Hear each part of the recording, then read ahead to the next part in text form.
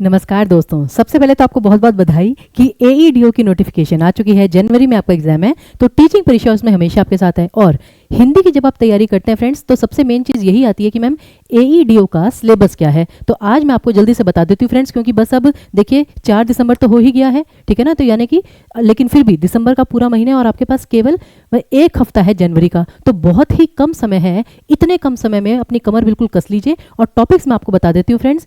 पिछली बार जो आपका पेपर हुआ था, लास्ट वाला जो पेपर था बिहार एईडीओ का, तो उसमें 70 क्वेश्चंस आए थे हिंदी के। और उन 70 प्रश्नों में देखिए कितने सारे विषय आए थे कि आपका साहित्य के 4 प्रश्न आए थे, केवल 4। और उसमें भी एक आधुनिक काल का आया था, एक आदिकाल का आया था, एक रीतिकाल का आया था।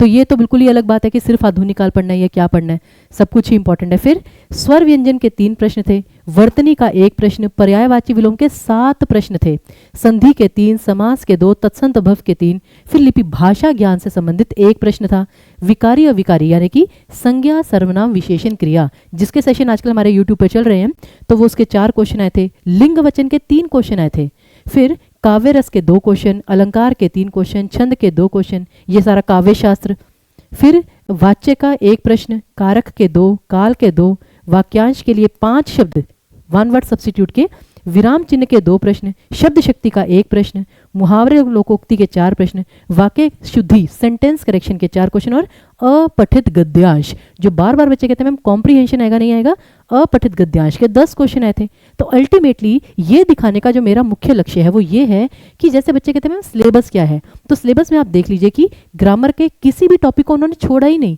ग्रामर के सारे टॉपिक से क्वेश्चन आए हैं फ्रेंड्स, तो ऐसा कोई टॉपिक नहीं है जिसे आप छोड़ सकें, ठीक है। तो इसलिए मेरी आपसे रिक्वेस्ट है कि एईडीओ का अगर आपको पेपर क्लियर करना है, तैयारी करनी है, अभी इसी वक्त से स्टार्ट कर दीजिए। टीचिंग परीक्षा के चैनल को सब्सक्राइब कर लीजिए, क्योंकि इन सभी विषयों पर हम आपके लिए जो है टॉपिक्स लेकर आते ही रहते हैं, सेशंस लेकर आते ही रहते हैं, लाइव सेशन। तो ये आपके लिए बहुत ज़्यादा महत्वपूर्ण हो सकते हैं।